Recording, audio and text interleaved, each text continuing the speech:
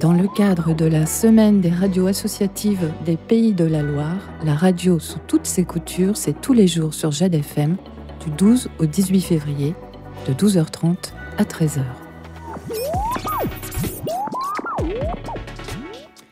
Bonjour à toutes et à tous, bonjour Jim.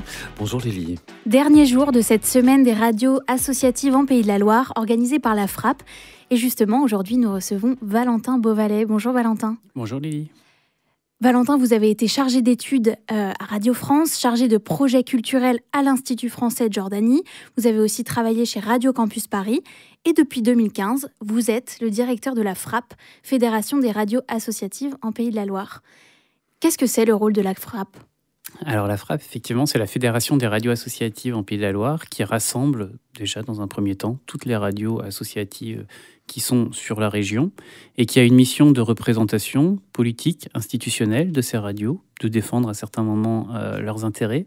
Ensuite, qui a une mission de faire que ces radios se connaissent, travaillent ensemble, et par la suite puissent mutualiser ce qui est mutualisable, c'est-à-dire qu'elles restent toutes indépendantes avec leurs lignes, avec leurs objectifs et leurs projets associatifs, mais à côté elles vont avoir des nouvelles actions qui vont arriver et à chaque fois on les étudie et on voit ce qui peut être mutualisé entre toutes les radios. Par exemple, nous avons un agrément collectif de service civique qui nous permet d'accueillir dans toutes les radios de la Frappe qui le veulent, des jeunes volontaires en service civique. C'est une des mutualisations possibles. Mais on a aussi des mutualisations plus techniques. Le player, le flux streaming de Jade FM, les gens ne le savent pas, mais ça passe sur le serveur de la Frappe. Donc Jade FM n'a pas ça à gérer et c'est un gain et d'argent et de temps. Et voilà, donc il y a des mutualisations techniques comme ça. Et puis les auditeurs, par contre, connaissent peut-être un programme qui s'appelle Pensée locale, un enjeu de société, qui est là plus de la mutualisation éditoriale. Ça nous permet d'aller tous ensemble traiter d'une information vraiment régionale, mais aussi de faire des partenariats qu'une radio ne pourrait pas faire toute seule. Là, on travaille sur un partenariat pour l'été avec la préfecture de région. Donc, chaque radio va créer son son avec un partenariat qu'elle n'aurait pas pu faire toute seule comme ça. Et ensuite, de travailler toute la question du podcast. Donc voilà, la Frappe, c'est beaucoup de choses, mais la première, c'est de rassembler les radios. Comment on en vient à travailler à la Frappe ? Comment on en vient à travailler à la Frappe, comme partout où on travaille. Non, on s'intéresse. Moi, effectivement, j'ai fait des études dans les médias. J'ai commencé dans les médias. J'ai toujours eu un parcours très lié à la radio. Au démarrage, c'est le hasard. Alors, je n'ai pas été salarié de Radio Campus. J'ai été bénévole. Et en revanche, j'ai eu un autre boulot qui était à Francodif, qui est une structure qui aujourd'hui fait partie du Bureau Export, qui aujourd'hui fait partie du CNM. Bon, voilà, j'ai perdu tous les auditeurs, mais en gros, à l'époque, je gérais un réseau de radio à l'international pour faire la promotion de la musique produite en France. Voilà, donc j'ai tout un parcours comme ça autour de la radio qui m'a amené à postuler à la Frappe et à être retenu.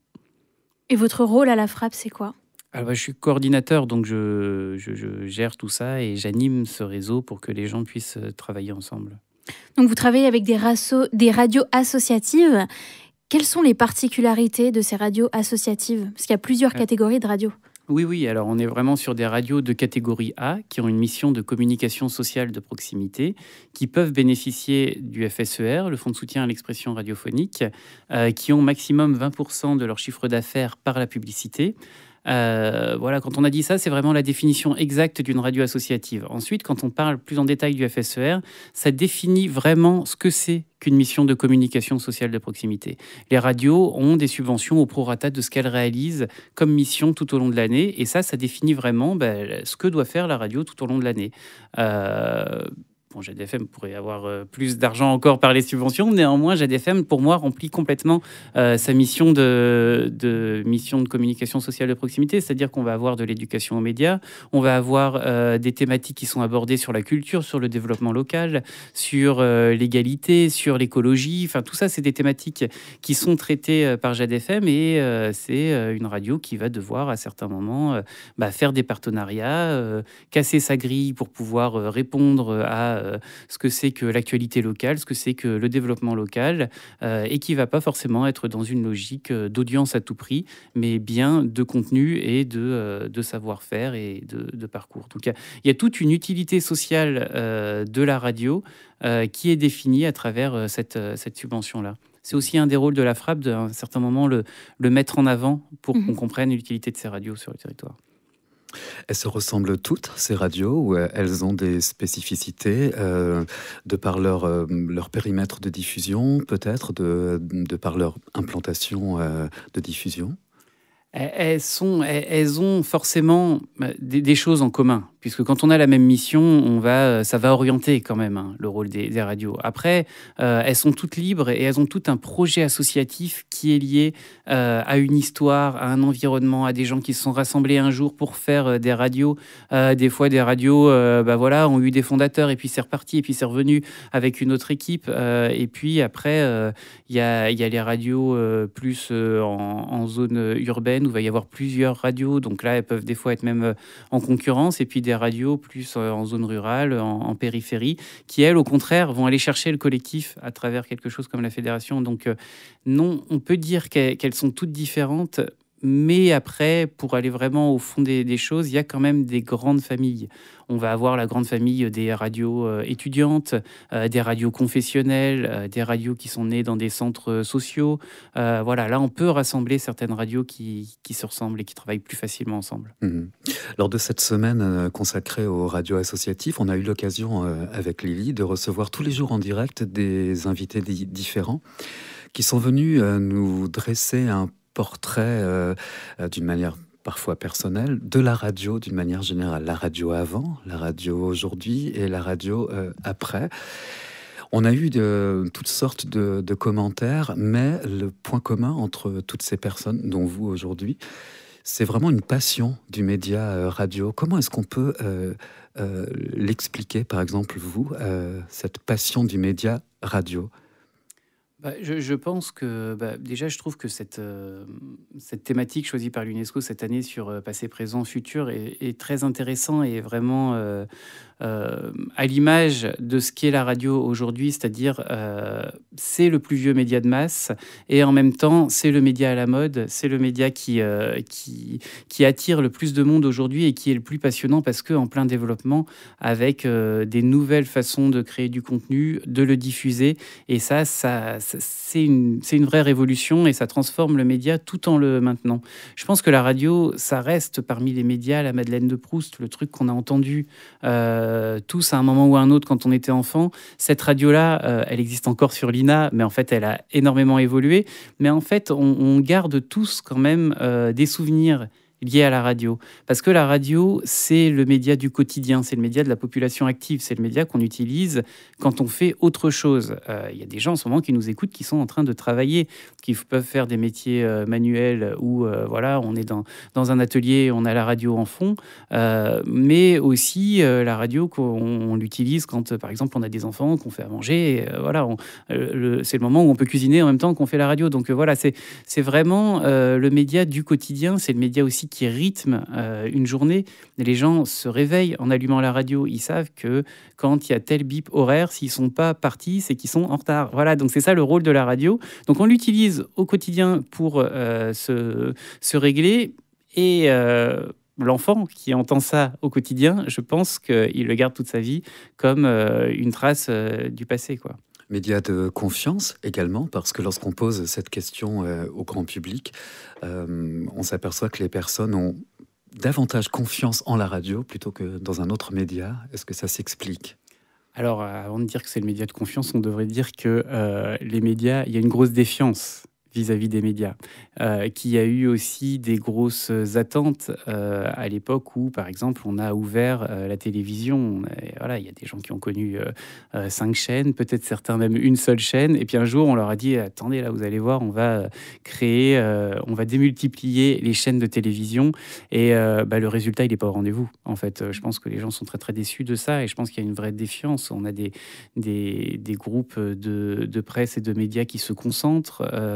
on voit des grosses problématiques sur des lignes éditoriales. On nous vend des chaînes d'information en continu qui sont en fait des chaînes d'opinion. Donc, je pense qu'il y a tout ça qui fait que les autres médias connaissent aujourd'hui une défiance sans précédent.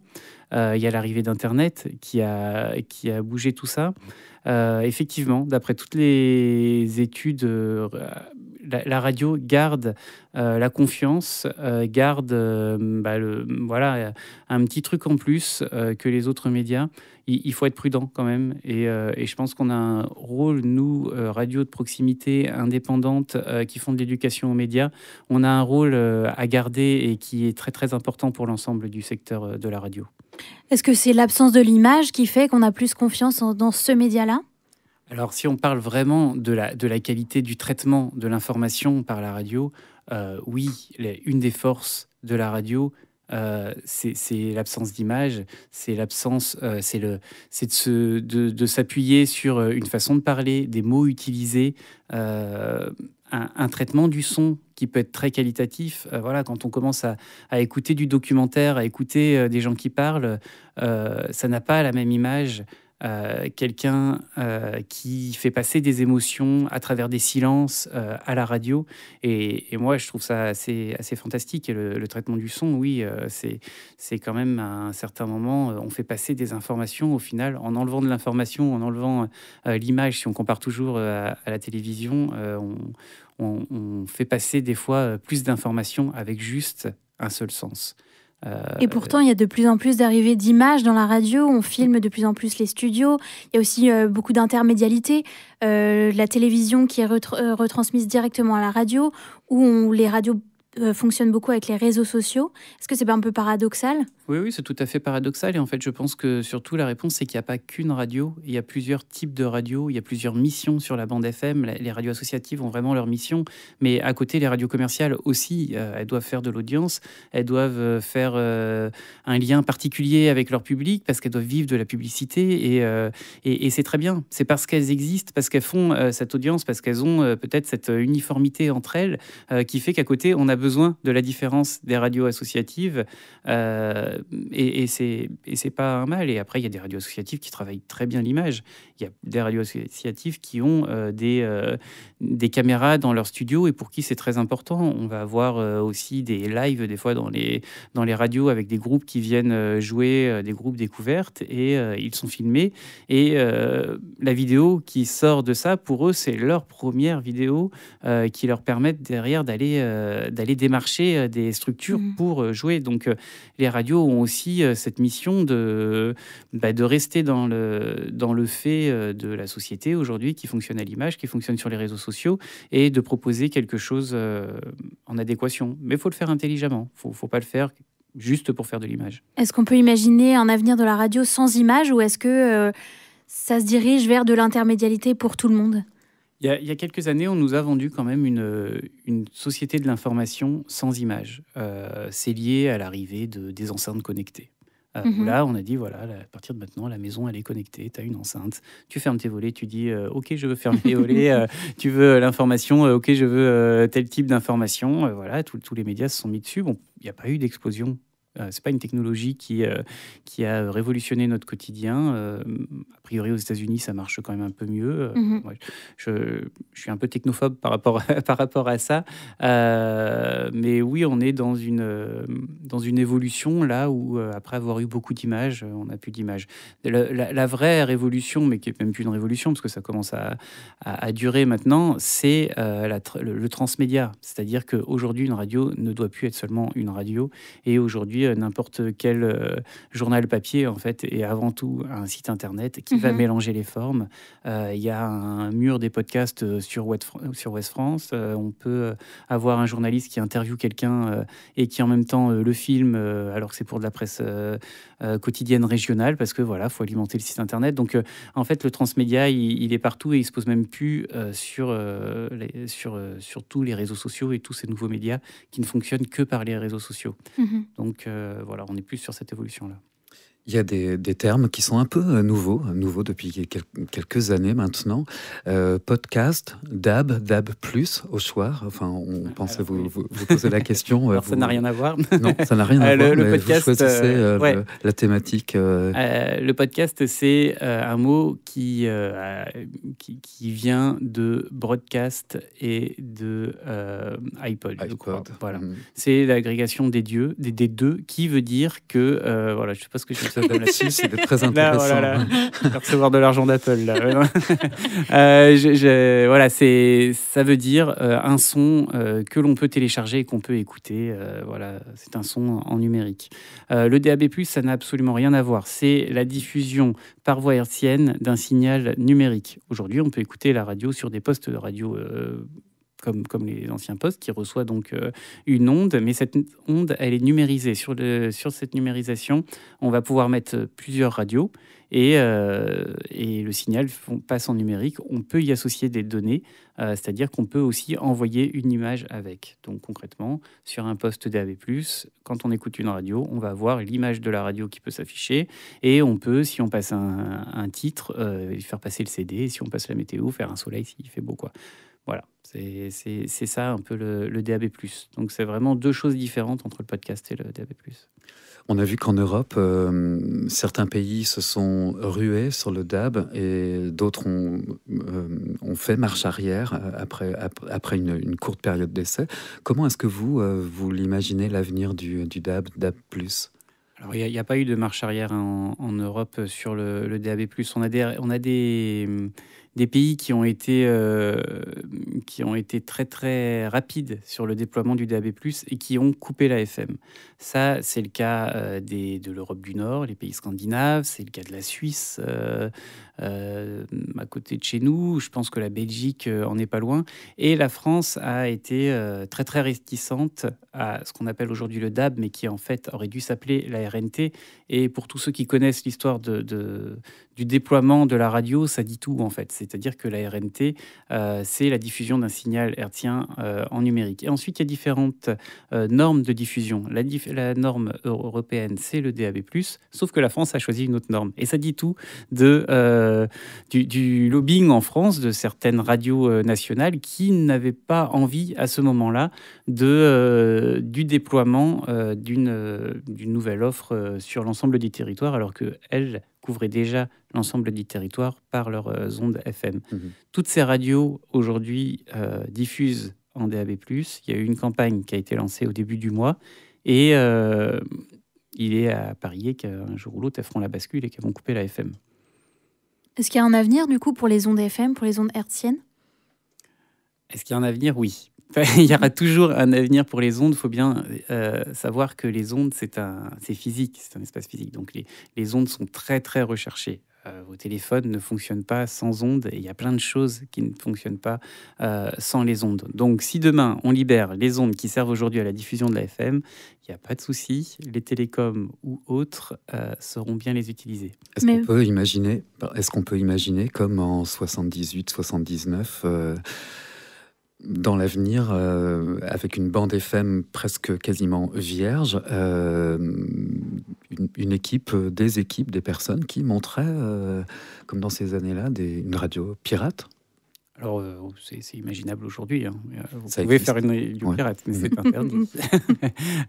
Mais c'est tout à fait possible. Je ne sais pas, je ne vois pas l'avenir. Je pense que le jour où les radios ne diffusent plus sur ces ondes qui servent à la bande FM, elles seront utilisées par quelque chose d'autre et non, ça ne sera plus utilisable. Vous parliez tout à l'heure d'évolution de la radio. Est-ce qu'il y a aussi une évolution dans sa consommation ? Même si elle reste très écoutée, est-ce qu'on écoute toujours la radio en direct ? Alors, oui, on écoute toujours la radio en direct, mais moins. Il y a aussi moins de personnes en ce moment qui écoutent la radio. Ça baisse. Alors, ça baisse plutôt, on va dire, sur le temps d'écoute, que je pense en nombre d'auditeurs et auditrices. Après, il y a une évolution de la consommation de l'audio. C'est-à-dire que oui, il y a des nouvelles formes d'audio qui sont apparues. On en parle beaucoup, mais ça reste en fait, voilà, d'après je crois les derniers chiffres que j'avais vus de Médiamétrie qui s'appelle une étude globale audio, je crois qu'on est à 10% de la population qui écoute des podcasts. C'est pas non plus un phénomène de masse. Mais c'est important. Et il y a d'autres formes qui sont apparues. Il y a beaucoup de gens aujourd'hui qui écoutent les livres enregistrés. C'est quelque chose qui fonctionne bien, qui reste marginal. Mais pour l'industrie de l'édition, c'est assez intéressant et important. Donc voilà, la consommation de musique a énormément évolué. On l'écoute toujours en radio. Mais bon, voilà, des plateformes sont arrivées pour diffuser du streaming. Il y a quelques années, c'était des plateformes pour vendre au titre. Donc voilà, c'est toujours en perpétuelle évolution. Est-ce que le confinement a changé quelque chose à cette consommation par les auditeurs de la radio ? Après le confinement est surtout apparu le télétravail, qui fait que les gens se déplacent moins en voiture et que la voiture reste quand même le lieu de consommation de la radio. Donc là, oui, il y a eu une baisse de la consommation radio par la fin des déplacements. Merci beaucoup, Valentin. Peut-être une dernière question. Comment on peut imaginer l'avenir de la radio, selon vous, qui êtes plongé dans ce milieu-là? Comment vous l'imaginez? L'avenir de la radio Une question philosophique.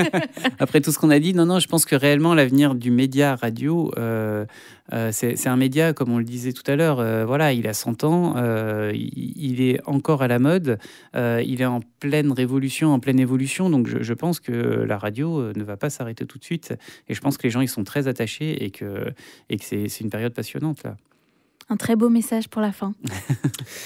Une vraie fin cette fois-ci. Oui. Donc, merci beaucoup Valentin Beauvalet, directeur de la FRAP, la Fédération des radios associatives des Pays de la Loire. On était ravis de vous recevoir dans les locaux merci. de Jade FM. On vous dit à bientôt. Merci d'avoir suivi toute cette série d'émissions consacrée à la semaine des radios associatives. À bientôt. À bientôt.